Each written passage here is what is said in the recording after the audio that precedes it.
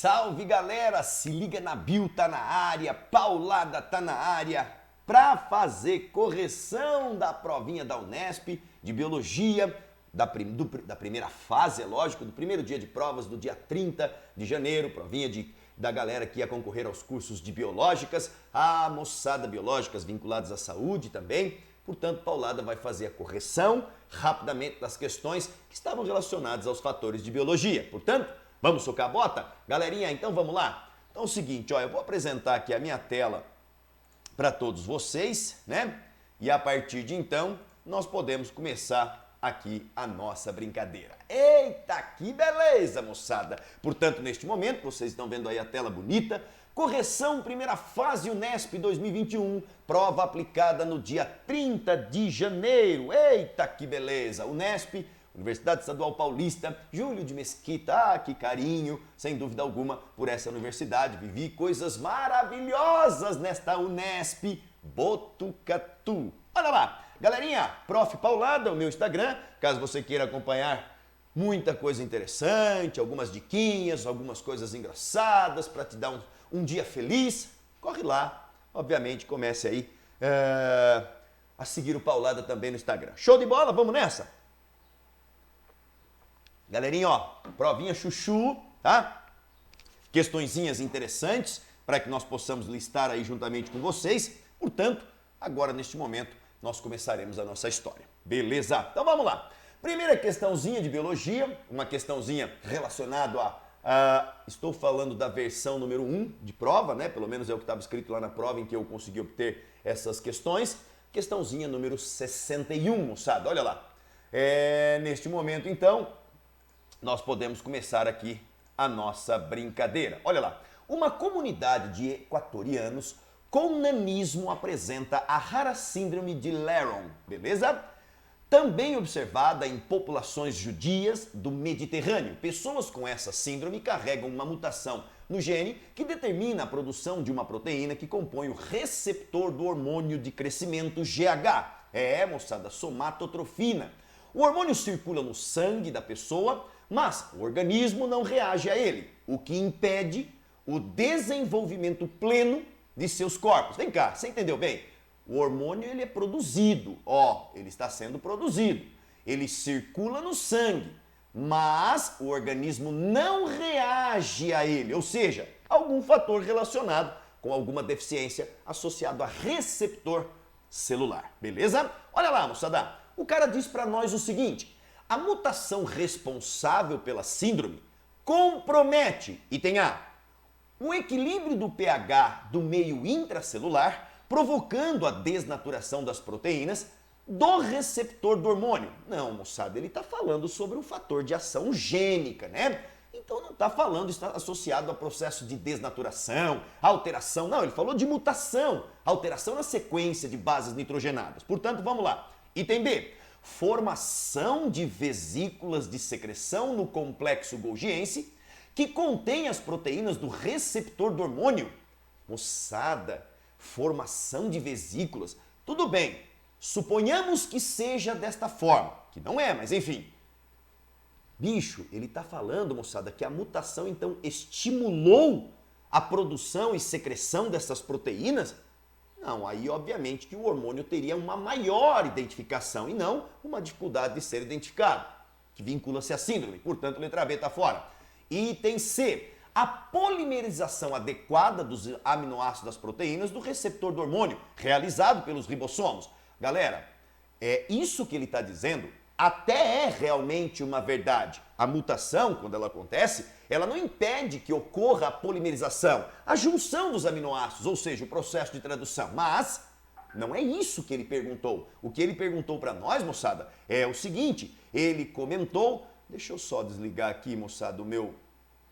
Pronto, um minutinho, pronto, para parar de fazer esse barulho.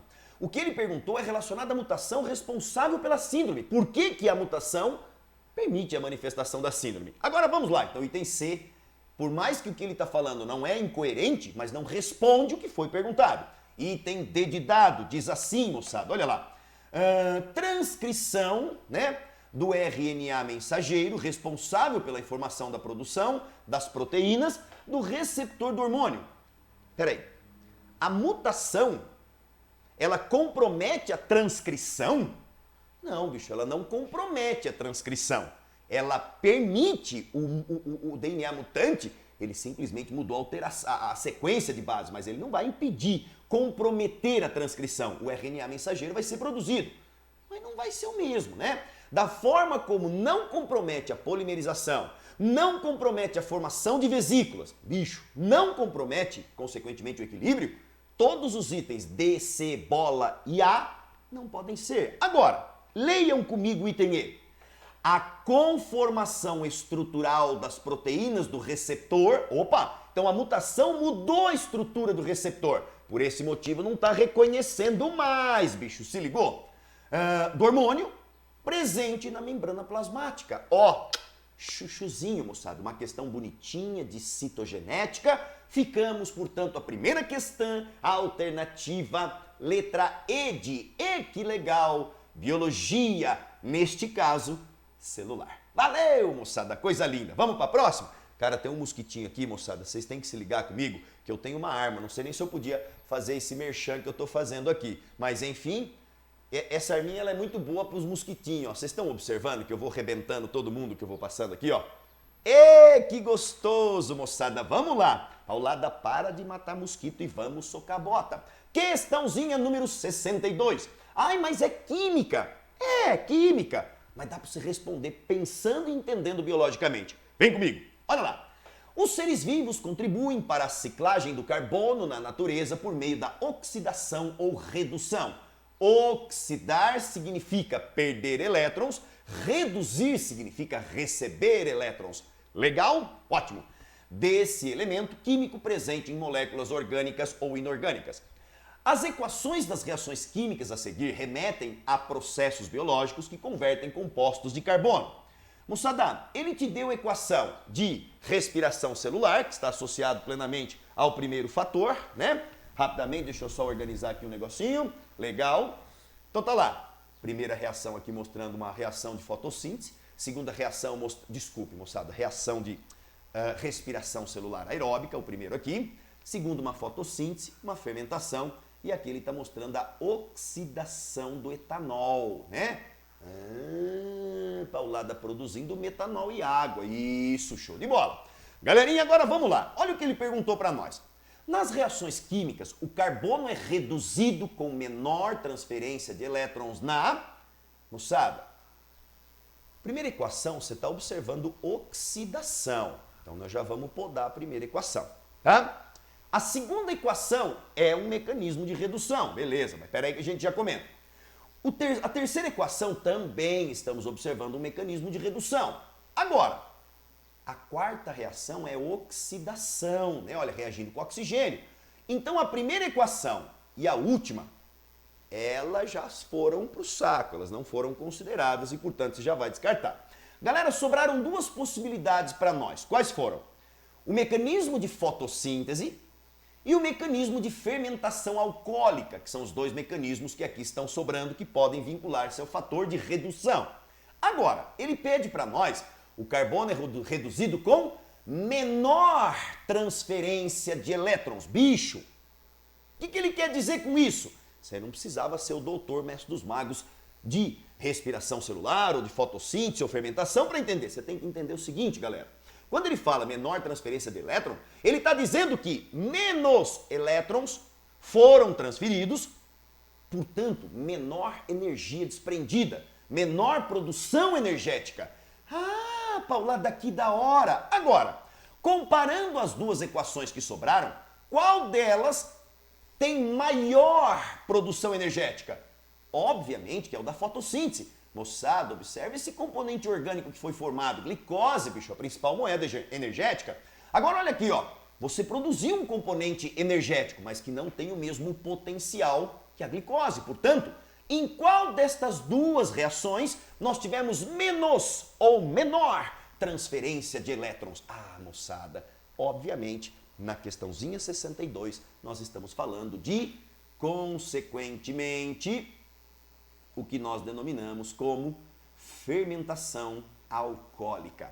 Esta molécula, ela tem menor energia, consequentemente, armazenada, então, portanto, teve uma menor transferência, né, de elétrons para que ocorresse, consequentemente, a produção ou formasse essa tal estrutura. Diferente da glicose, nós temos um condicionamento energético gigantesco associado a ela.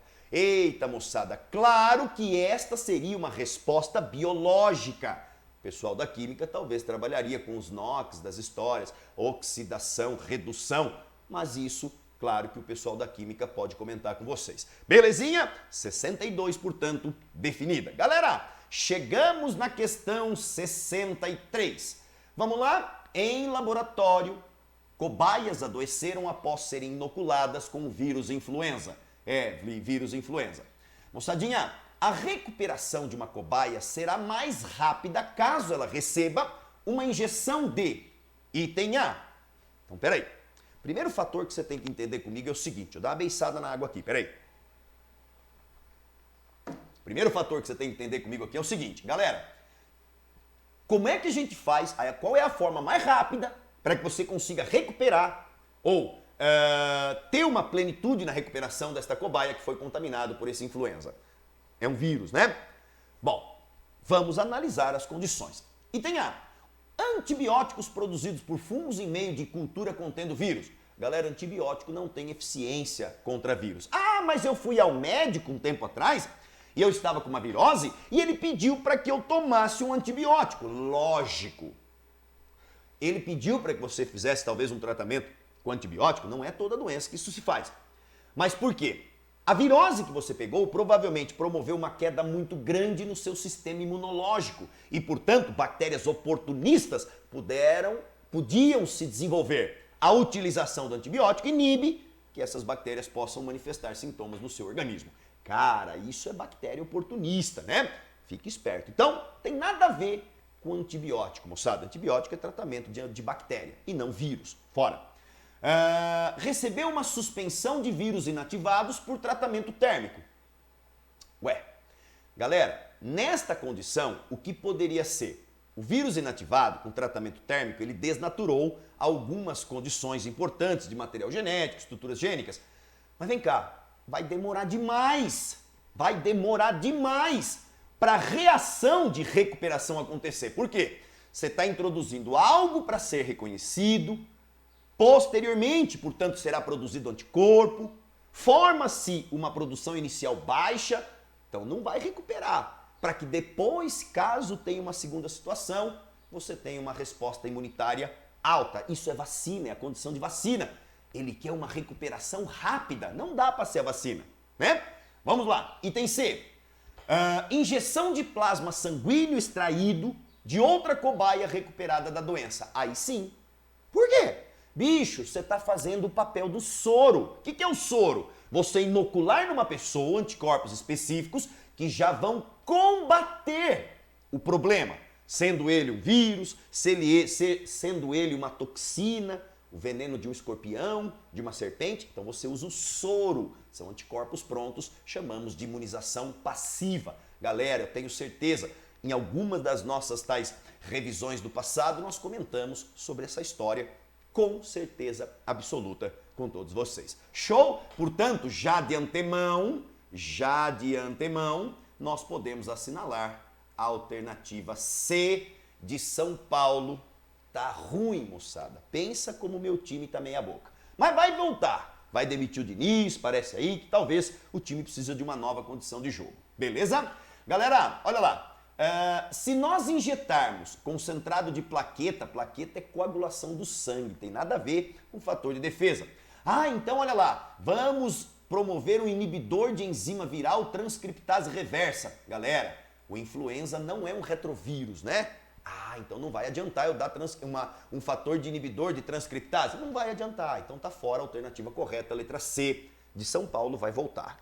Meu tricolor vai voltar, moçada, vamos lá. Galerinha, tudo bem? Questão linda, clássica de imunização passiva e ativa para que você pudesse identificar. Questãozinha 64. Essa questão, Paulada, vai fazer um coração aqui em cima, ó. Fazer um coração desse lado aqui, ó. Por quê? Porque o Paulada matou na veia essa questão na revisão Unesp. Moçada. E eu vou te dizer em que momento. Ela veio um pouquinho disfarçada, mas o conceito é o mesmo. tá? Olha lá, vamos ler comigo? Deixa eu mudar aqui o apresentador, pronto. A figura mostra um experimento realizado com duas cobaias, com duas espécies de gramíneas, perdão, moçada, A e B. As gramíneas foram inicialmente plantadas em uma curta faixa nos extremos opostos de duas caixas retangulares contendo solo. Beleza? As caixas foram adicionadas em ambientes separados e submetidas à mesma intensidade luminosa. Opa, vamos grifar isso aqui. Ó, vamos grifar. Eita, agora sim. Vamos grifar essa história aqui, então, ó. As duas caixas, mesma intensidade luminosa. Então, mesma intensidade luminosa. Por semanas, ambas as caixas foram regadas igualmente, mas uma delas foi mantida a 10 graus Celsius e a outra a 40 graus Celsius. Tudo bem? Galera, olha que coisa mais linda. O que o aluno tinha que saber nesta condição? Deixa eu te explicar o experimento. Ó, ele disse para nós que aqui tem um solo, ele botou uma gramínea A, gramínea B, isso a 10 graus Celsius, beleza? Aí ele veio na outra caixa, botou solo, gramínea B, olha lá que bonitinho, gramínea A, só que ele botou a 40 graus Celsius, tá? Percebe-se que as gramíneas vinculadas a A tiveram uma expansão muito maior que a B e, consequentemente, no segundo caso, a gramínea B teve uma expansão muito maior que a A. Beleza, vamos lá. Precisava saber nada disso para responder essa questão. Olha lá, voltaremos. O gráfico que melhor representa a variação da taxa de fotossíntese de ambas as espécies em relação às temperaturas que foram submetidas é... Paulada, peraí.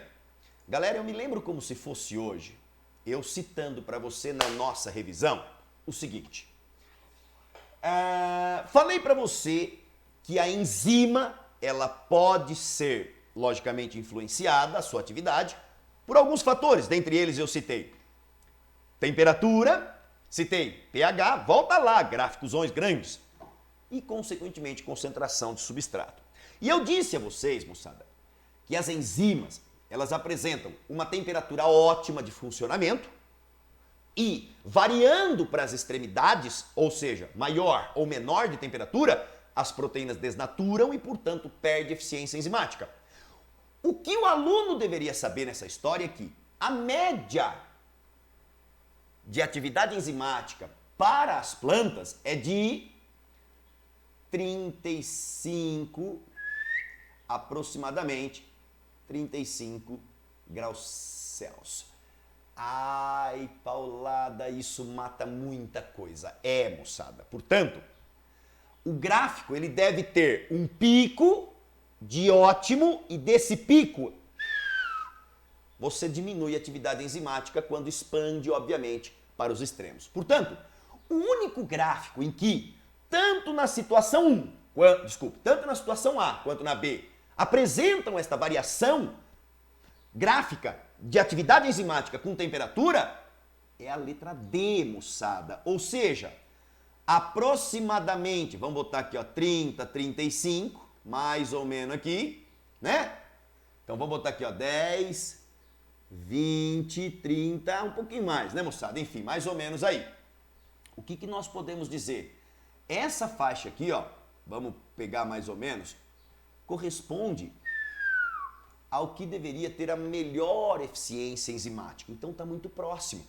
Ah, mas um pouquinho a menos de 35 ou um pouquinho a mais de 35 faria diferença? Não! O que você tinha que saber é isso. A pergunta é, olha a eficiência enzimática para 10 graus, olha a eficiência enzimática para 40 graus. Então essas plantas, agora fica claro, moçada. Olha lá a 10 graus Celsius. Olha a 10 graus Celsius. Se você fizer um risco aqui, ó, qual das duas tem maior taxa fotossintética? A. Portanto, ela cresceu mais. A 40 graus Celsius. Ficou meio torto esse risco, mas tudo bem. A 40 graus Celsius, qual das duas plantas tem maior taxa fotossintética? Olha lá no gráfico, em vermelho. O B. Por isso que ele cresceu mais. Entendeu? Essa era a alternativa que você deveria assinalar. Linda, maravilhosa essa questão, questãozinha 64, já se foi o disco voador. Belezinha? Show, vamos lá? Próxima questão, questãozinha 65, mas isso é matemática. A conta é, mas depois a conta você vai fazer em casa, né? O que eu quero te explicar é a resposta biológica. Moçada, vamos lá? Questãozinha 35, bonita, hein? Vai. Você lembra que na nossa revisão, por mais que eu tenha falado de cadeia alimentar, falamos de um crescimento populacional. Moçada. E as populações, elas crescem até que momento? Até que o ambiente permita crescimento. Então quer dizer que existe um crescimento real de população? Sim. Existe um crescimento que nós chamamos de biótico, que é aquele que cresceria demasiadamente sem resistência do meio. Tem resistência do meio também, sim. E, obviamente, o limite proporcionado pelo ambiente de crescimento. Galera, vamos comigo? Vamos ler primeiro a questão, depois eu analiso tudo isso que eu falei agora no gráfico, tá? O gráfico mostra o crescimento de uma população de micro-organismos em relação à resistência do meio, ao potencial biótico e à carga biótica máxima do ambiente. Então, são 3 fatores que estão aqui mostrados, né? O gráfico mostra o crescimento populacional, o número de indivíduos, em relação à resistência do meio, Paulada, cadê a resistência do meio? Corresponde a esta região aqui, ó, entre os 2 gráficos, o azul e o vermelho. Fechou? O potencial biótico, né? Logicamente, como você pode observar, o que é potencial biótico? Isso aqui, ó. Fechou? É o quanto a população cresceria sem resistência do meio. Com a resistência do meio, cresceu aqui, ó, o gráfico vermelho, tá? Ótimo. Então, o gráfico vermelho representa para nós, moçada, o crescimento real. Esta região corresponde para nós a resistência do meio e o azulzinho corresponde para a gente o potencial biótico. Ao lado, o que é carga biótica máxima do ambiente? Tá aqui, ó. A carga máxima do ambiente, moçada, essa daqui, ó. É o quanto esse ambiente permite que ocorra realmente crescimento. Mas no gráfico está passando, porque é matemático. Mas ecologicamente, bateu no máximo, começa a oscilar e se mantém constante. Lembra disso? Ótimo. Pronto, já respondemos a questão. Aí ele fala assim, moçada, os dados obtidos experimentalmente foram suficientes para a determinação das equações das curvas, no gráfico. Ele está mostrando para a gente y é igual a 20 vezes 2 elevado a x. Ele diz que y é igual a 320, né? Então, galera, qual é a carga biótica máxima do ambiente? 320, certo? Ótimo. E aqui ele está dizendo para nós o gráfico do crescimento real, que é y igual a 31x mais 10. Galera, olha o que ele perguntou para nós. Nós vamos ter que achar, claro, o valor de x. Quem é o x? Se y corresponde ao número de indivíduos à carga máxima, o x, obviamente, só pode ser o tempo. Entendi. Legal. Aí ele fala assim, ó, a população de micro-organismos atingiu carga biótica máxima no ambiente. Galera, como o crescimento é real, foi nesse ponto aqui, ó. Nesse pontinho aqui. Mas como é que nós vamos calcular esse x quando a carga máxima for 320? Agora ficou fácil, né, moçada? Vamos lá? Deixa o Paulada escrever para vocês, ó. Ele não tá te dando que a equação é isso aqui, ó. Como que ficaria então? Nós sabemos o valor de y, certo?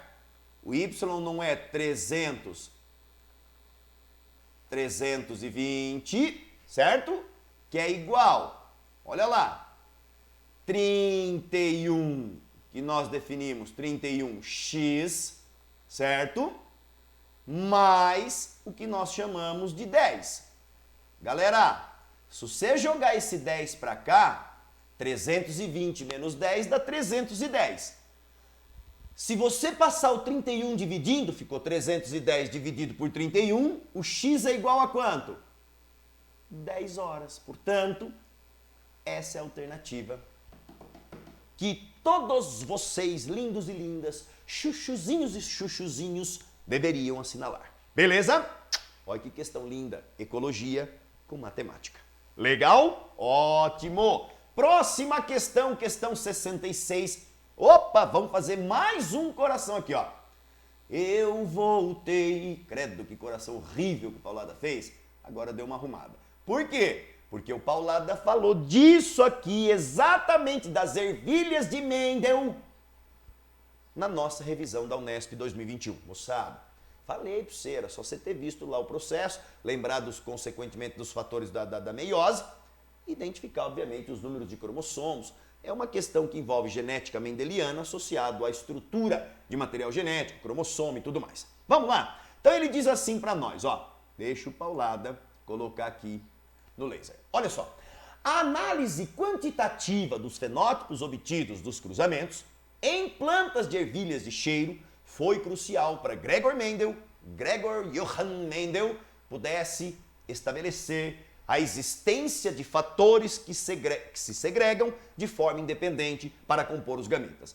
Atualmente, para a análise molecular referente aos fenótipos cor e textura das sementes, cor amarela ou verde, textura liso rugosa, em ervilhas de cheiro, deve-se investigar o total de... Eita, moçada, e aí agora? Mas vamos lá.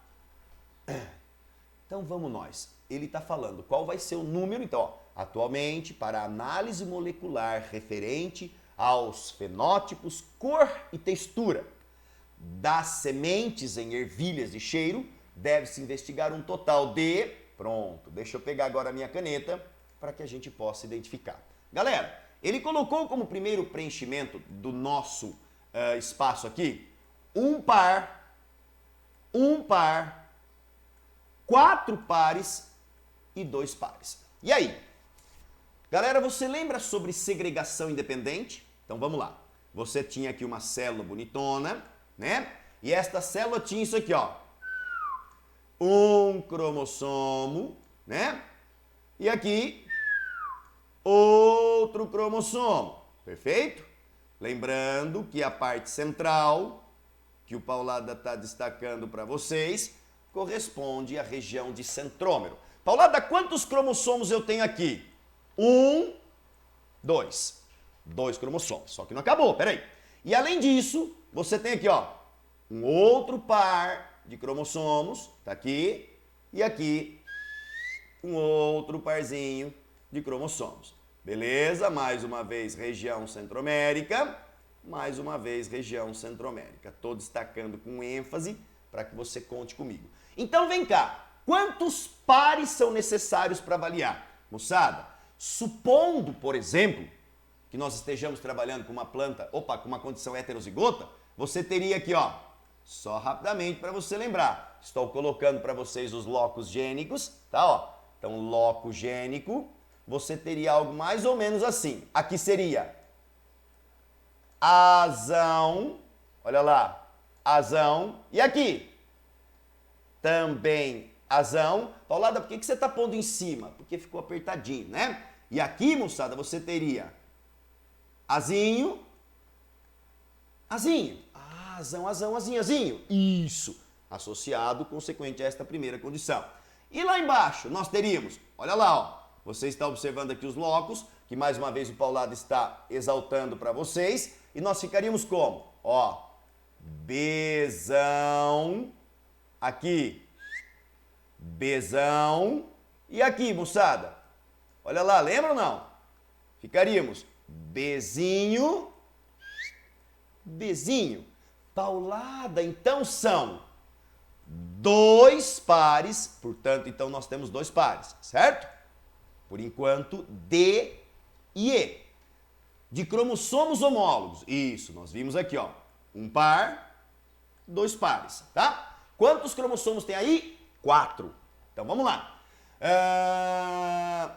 Então, ele diz assim, ó. Deve-se investigar um total de 2 pares de cromossomos homólogos. O que mais? 2 genes e 4 alelos. Por que 2 genes?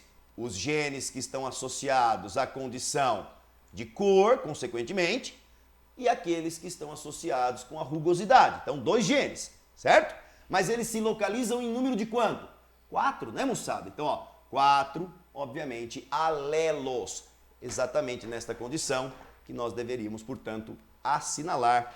Questãozinha 66, alternativa E. Então vou repetir. São 2 pares que precisam ser avaliados, né? 2 pares de cromossomos, 2 alelos, o alelo referente ao azão, a coloração, e o alelo referente à rugosidade. Fantástico. E além disso, claro, né? Que se você observar, 2 genes, moçada, perdão, são 2 genes e 4 alelos, perfeito? Azão, azinho, bezão, bezinho. Ele está pedindo diferença, diversidade, tá?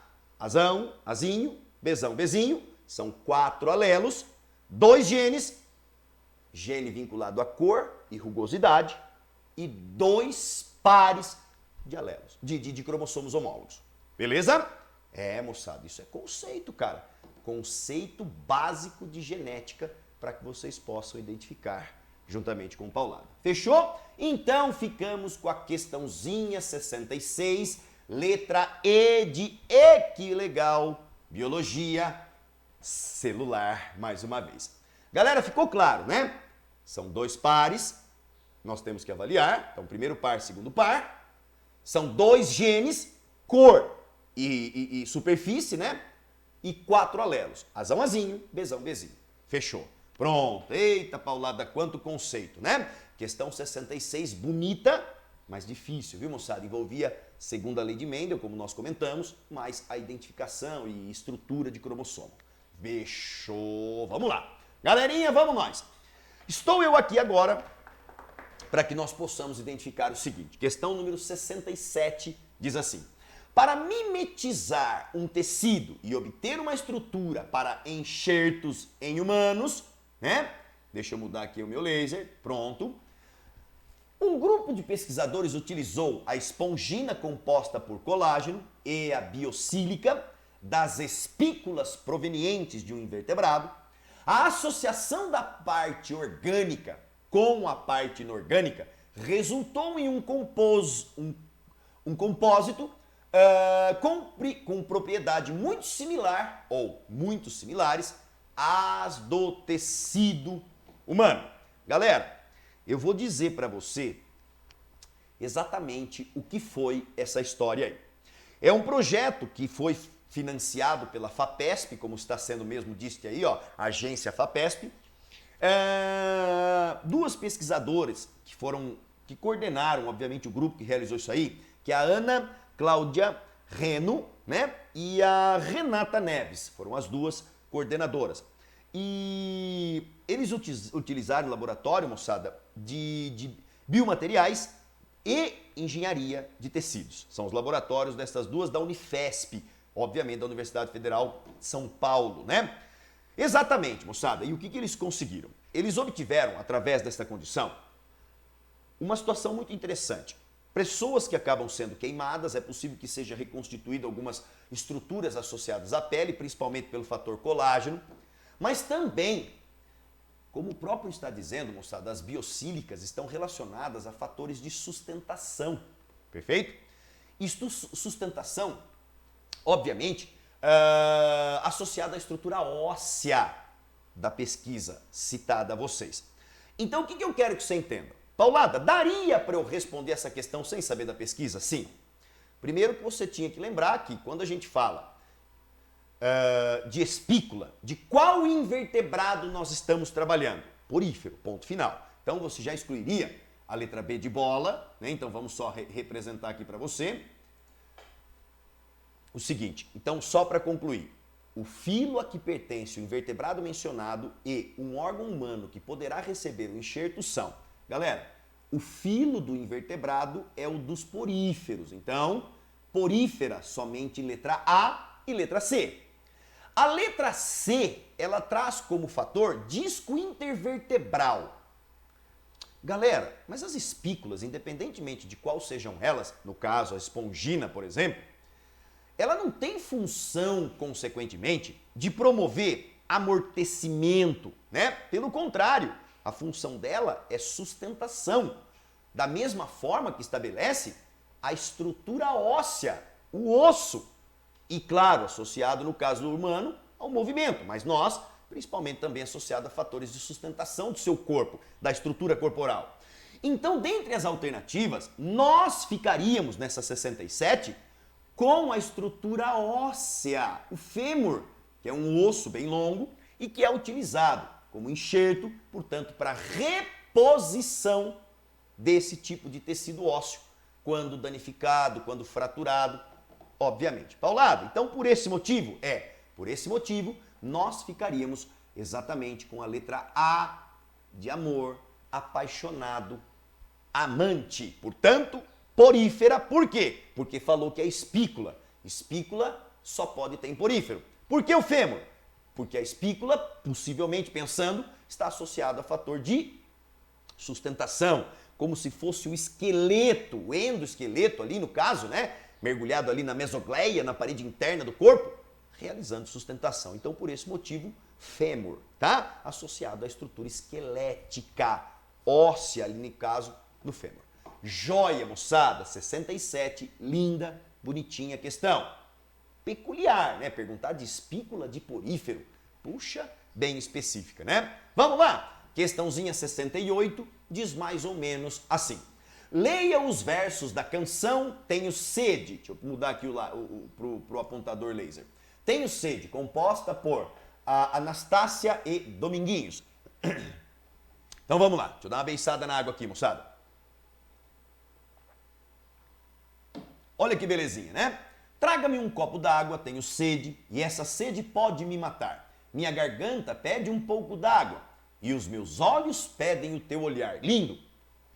A planta pede chuva quando quer brotar. O céu logo escurece quando vai chorar. Meu coração só pede o teu, se não me deres, posso até morrer. Rapaz, que bonito, hein, moçada? Coisa linda. A canção menciona a escassez de água, que pode afetar tanto os animais quanto as plantas.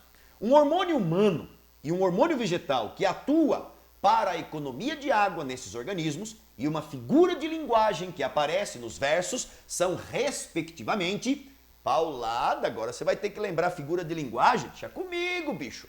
Deixa comigo, Paulada estudou. Olha lá. Moçada, vamos falar primeiro dos dois hormônios. O animal, qual é o hormônio que promove maior reabsorção hídrica, que está associado à economia de água? É o ADH, hormônio antidiurético, ou conhecido também como vasopressina. Então, ficamos por enquanto a alternativa A de amor, B de baixinho e E de escola, né? Eita, que beleza! Paulada, agora vamos para o hormônio vegetal. Qual é o hormônio vegetal que está associado com condições adversas em que a planta possa estar incluída? Lembra? O único hormônio que promove inibição de um possível crescimento, de fato, em condições adversas do meio, como por exemplo escassez da água, é o ácido abscísico. O ABA é esse mesmo, moçada. ABA, ácido abscísico. A ABA é a sigla, né? Portanto, já excluímos a letra E. Agora, o problema já não é mais biologia, agora é português. Paulada, o que é um pleonasmo? É quando você promove uma expressão de forma redundante. Vou te dar um exemplo. Subir para cima. Total de todos. Puxa, Paulada, que legal. Galera, se nós vasculharmos o poema, ele não traz nenhum pleonasmo que nós possamos identificar de fato. Porém, Paulado, o que é uma hipérbole? A hipérbole, moçada, eu até anotei aqui, ó, consiste na expressão evidentemente exagerada de uma ideia. Por exemplo, e essa sede pode me matar. Paulada, se não me deres o seu coração, posso até morrer. Olha que exagero. Parece mais ou menos quando o namorado, a namorada faz um negócio que não é legal, que não agradou o outro, e aí apela. Nossa, se você sair de minha vida, eu vou morrer. Para de ser hiperbólico. Que é isso? Não dá, né? Portanto, ficamos com a alternativa da questão 68. Eita, que beleza, Paulada. Ficamos com a alternativa B de bola. Vasopressina, o ADH, ácido abscísico, o ABA e hipérbole. Sem exageros, hein? Eita, que beleza! Show? Vamos lá?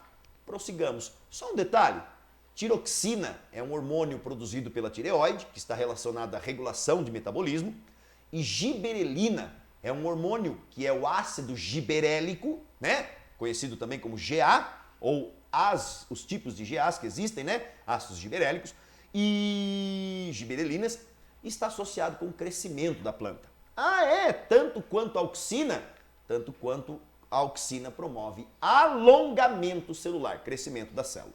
Show de bola. Letra B de bola, então agora prossigamos. Galera, a questão 77, ela é clássica de vestiba. Sabe aquele experimento que toda apostila, todo livro tem, associado aos movimentos respiratórios de inspiração, expiração? Pois é essa questãozinha. Vamos lá? Ó, nós estamos acabando, hein? Já já nós vamos acabar essa história, hein, moçada? Olha lá. Questãozinha 77 diz assim: para simular o sistema respiratório humano, um aparato com duas bexigas representando os pulmões, uma membrana elástica representando o músculo diafragmático e um tubo flexível em forma de Y, representando a traqueia e os magníficos brônquios. Joia! Moçada, olha lá. Foi montado dentro de um recipiente plástico que representava a caixa torácica. Então, ó, tá tudo mostrado aqui bonitinho. Lembre-se que quando o diafragma está relaxado, ele está nesta posição, relaxado, e aqui seria quando o diafragma está contraído. Então, relaxado, contraído. Relaxado, contraído. Beleza? Ótimo. Aí ele fala assim para nós: deslocando-se a membrana elástica para baixo, ó, as bexigas se enchem conforme a figura 2. Em uma analogia entre esse aparato e o sistema respiratório humano pulmonar, o deslocamento da membrana elástica para baixo corresponde. Vem comigo. Você promoveu a contração do diafragma, aumentando o volume da caixa torácica. Isso é auxiliado pela contração dos músculos intercostais que levantam as costelas. Então aumentam ainda mais este volume. Galera, ao aumentar o volume, o que você faz com a pressão interna? Você diminui a pressão interna. Portanto, a pressão interna fica menor do que a pressão externa. Graças a isso, o ar entra e infla os pulmões. Se ligou? Agora, qual é a alternativa que fala exatamente esta condição? Aqui, moçada, não tem o que a gente ficar negando de uma ou outra. Não, vamos na alternativa correta, que é exatamente a explicação que eu te dei. Olha lá na letra C, que diz mais ou menos assim. Ó, então ele pergunta, o deslocamento da membrana elástica para baixo corresponde à contração do diafragma, que aumenta o volume da caixa torácica, fazendo com que a pressão interna dos pulmões fique menor. Perfeito? Você aumentou o volume, obviamente você diminui a pressão, do que obviamente a pressão atmosférica ou ambiental. Portanto, a alternativa clássica dessa questãozinha de sistema pulmonar é a alternativa C. Então, galera, contrai diafragma, aumenta o volume da caixa, diminui a pressão interna do pulmão, o ar entra com maior facilidade. E o inverso, quando você relaxa, você diminui o volume, portanto, aumenta a pressão, o ar que está dentro do pulmão é jogado para fora. Ah, que legal! Pois é, bicho, é assim que funciona. Questãozinha 77. Melzinho essa, viu, moçada? É aquela, você não pode errar, tá?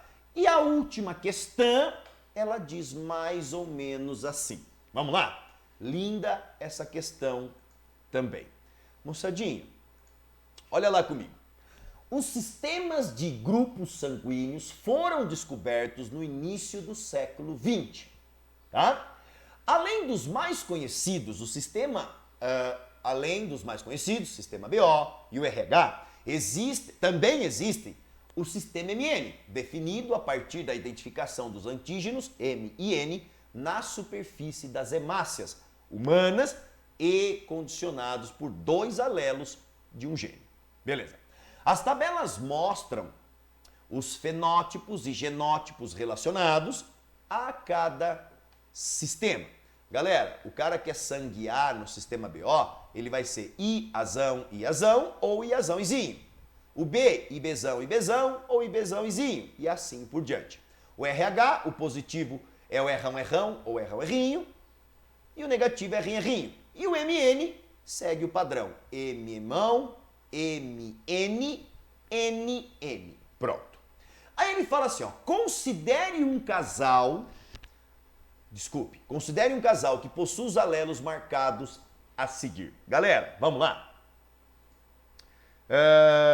Observe aqui comigo. O casal, vamos começar pela mulher. Fechou? Então tá lá a mulher. Ótimo. Galera, o que é importante que nós saibamos aqui? A mulher está dizendo que ela tem tanto Izão, Azão, quanto Izão, Bezão. Então essa mulher, ela é sangue, que nós definimos como sendo AB. Fechou? Quanto ao sistema BO. Quanto ao sistema MN, ela vai ser MM. Galera, eu não vou ficar repetindo MM, só vou pôr emão para classificar. Perceba que ela não tem aqui, né? Ó, o N. E quanto ao RH, ela é Errão, Errinho. Então bota aqui, ó. Ela é, portanto, positiva. Então ela é AB, emão, positiva. Fechou? Agora, e o homem? O homem, o meninão que está aí presente, ele vai ser sangue A, né? Então ele é sangue A. Além disso, galera, ele é sangue A, que é o recessivo, né? É o Iazão, que nós vamos chamar aqui de Izinho, tá? Mas ele pertence ao sangue A. Fechou? Então deixa eu até fazer melhor aqui para você, ó. Deixa eu apagar aqui esse cara aqui, ó. Depois a gente bota os genótipos caso necessite, tá? Então vamos lá, moçada, ó. Pá. Caneta, tá aqui. Paulada, então ele é sangue A. No caso dá para perceber que ele é heterozigoto, Iazão, Izinho, né? Quanto ao sistema MN, opa, ele vai ser heterozigoto. MN. Fechou? Paulado, e quanto ao sistema RH? Como dá para perceber, ele pertence ao sistema RH negativo. Esse aqui pertence ao positivo. Joia? Então este é o casal. O menino, ele é sangue A, MN, RH negativo. A menina é sangue AB, emão, RH positivo. Paulada, vamos fazer o seguinte? Vamos. Galera, agora eu quero que você faça comigo o seguinte. Eu vou dar uma saidinha dessa tela. Nós já definimos, portanto, qual é a condição. Perfeito? E aí, o que nós vamos fazer? Nós vamos lá na lousa, que eu quero te explicar isso bonitinho lá na lousa, que fica muito mais fácil para que nós possamos compreender essa história. Vamos lá? Vamos socar a bota? Então vamos nós. Galera, o lance é o seguinte, preste atenção com o Paulado. Eu vou rapidamente antes aqui, ó, deixa eu só... Pera aí, moçada. Rapidinho. Então agora nós vamos só mudar aqui para eu sozinho. Opa! Paulada apareceu. Que beleza, hein? Então vamos lá? Galera, vamos ver como é que resolve essa questãozinha linda de genética do sistema BO. Vocês todos estão me observando aí, com toda certeza, né? Eu só vou botar minha lousa, só vou colocar aqui minha cadeira ao lado e aí nós vamos fazer o seguinte. Galera, preste atenção no Paulada. Preciso da lousa agora, hein? O cara falou então o seguinte, vamos trabalhar. Aqui tem a moça, aqui tem o fera. Fechou? Galera, vem comigo. O que nós podemos observar de fato dentro desta nossa situação? Ele falou então, rapidinho para a gente agilizar, que a mulher, ela é Iazão, Ibezão, certo? E o cara, portanto, ele é. A mulher, ela é Iazão, Ibezão, e o rapaz, ele é Iazão, Izinho. Guarde esta informação.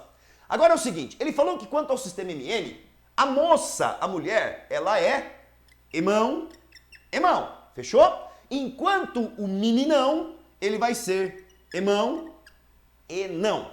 Enquanto ao sistema RH, errão, errinho, e aqui, errinho, errinho.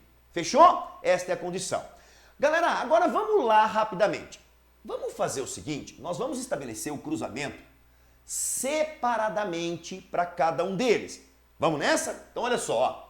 Galera, vamos cruzar primeiro esses dois aqui, depois esses dois, depois esses dois. Vamos cruzar separadamente para você entender o que eu quero dizer. Se nós cruzarmos Iazão e Bezão com Iazão e Zinho, nós teremos a seguinte resposta. Iazão, Iazão, bota lá para mim. Iazão, Iazão, fechou? Além disso, moçada, o que mais nós vamos observar?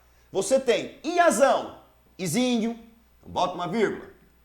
Iazão, Izinho, quem mais, moçada? Olha lá. Você vai ter Ibezão, Iazão, então vai ser AB, né? Então bota aqui pra mim, ó. Iazão, Ibezão e por fim, Ibezão, Izinho. Linda essa questão. Ibezão, Izinho. Pronto, então esse é o primeiro a situação. Nós cruzamos o sistema ABO. Agora vamos cruzar o sistema MN. Vai lá, moçada, ó. Vamos lá, sistema MN. Emão, emão, fechou? Então é o primeiro. Emão, emão. Depois, MN. Tudo bem? Tranquilo, né? MN. Ah, precisa fazer duas vezes? Não, moçada, não precisa. Faz a proporção, uma só, um para um, tá ótimo, né? Agora e aqui? Aqui nós temos errão, errinho e errinho, errinho. Mesma coisa, né? Então, ó, errão, errinho, errinho, errinho. Paulada, agora o que nós temos que fazer de fato para que você possa me entender? Olha a pergunta do cara, moçada. Ele perguntou assim pra gente, eu vou ler aqui pra você, ó. Considerando os sistemas ABO, RH e MN, o primeiro descendente desse casal terá um fenótipo específico que será uma dentre quantas possibilidades? O que ele quis dizer para você? Se nós estabelecermos todas estas relações, e eu vou fazer isso com você agora, tá? Ele falou em fenótipo. Não foi fenótipo? Então vem comigo. Então aqui, ó, eu vou usar esse cantinho aqui da lousa, ou então aqui embaixo fica melhor para a gente visualizar, né? Galera, eu vou fazer uma outra cor, só para você identificar aqui comigo, tá? Vamos fazer em vermelho? Olha aqui comigo, ó, preste atenção. Então nós temos que pensar sangue A, sangue AB, sangue B. Ele falou em fenótipo. Então vamos começar as combinações. O cara pode ser sangue A, M, RH positivo. Então, ó, A, M, RH positivo. Essa é uma chance, certo? Mas ele ainda pode ser, vem comigo, moçada, sangue A, MN positivo. Então, ó, sangue A, MN positivo. Pode ser também sangue A, né? Sangue A, M negativo. Então, ó, sangue A, M negativo. Galera, eu só tô fazendo as combinações, tá? Ele pode ser sangue A, MN negativo. Sangue A, MN negativo. Você tá entendendo? Eu estou somente estabelecendo as relações. A, M positivo, A, M negativo.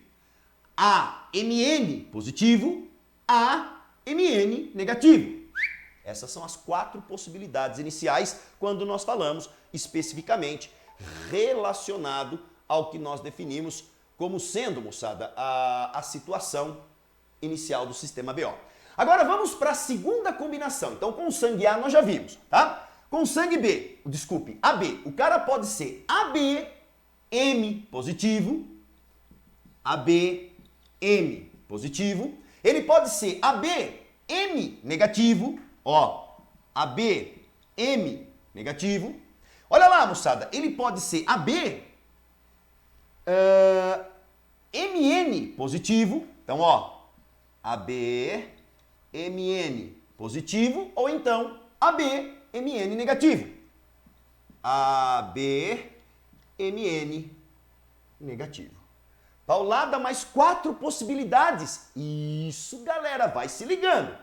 Para finalizar, agora nós temos que falar da galera sangue B. Eu tô colocando para vocês todas as possibilidades envolvendo os 3 sistemas.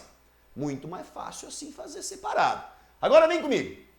Sangue B, o cara pode ser B, M positivo, certo? O cara pode ser B, M negativo, né? Vamos circular todos aqui para ficar mais bonitinho, né, moçada? Ó, pronto, faltou esse. O cara pode ser, olha lá, B, M, N positivo e ele pode ser B, M, N negativo. Conclusão da nossa história. Você está vendo que nós tivemos 1, 2, 3, 4, 5, 6, 7, 8, 9, 10, 11, 12. Opa, 12? É. Olha a pergunta que o cara fez para nós. Olha para mim, olha aí. Ó, o cara falou assim, ó. O primeiro descendente desse casal terá um fenótipo específico. Qual? Qualquer um destes 12, certo? Que será uma dentre quantas possibilidades? Acabou. Uma, caso seja esse, uma dentro de 12 possibilidades. Ah, não, nasceu esse aqui. Uma dentro de 12 possibilidades. Conclusão da nossa história, moçada. Ah, Paulada, agora tudo ficou muito mais claro. Pois é, você tá vendo lá, você tá vendo minha cabecinha aí. Olha aqui em cima, ó. Opa, pra cá, pra cima. Olha lá. Tá vendo? Você tá vendo aqui, moçada, ó? Essa história que eu tô te apontando referem-se às 12 possibilidades de fenótipos, certo? Se caso um desses nascer, qual é a proporção que nós estávamos esperando? Ou possibilidade dentro de quantas? Agora sim, eu vou fazer o seguinte, eu vou voltar vocês aqui pro Paulada, certo?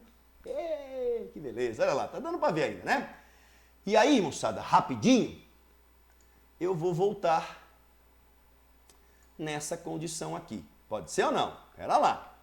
Ótimo, voltamos! Eu voltei para ficar, porque aqui é o meu lugar. Não é assim?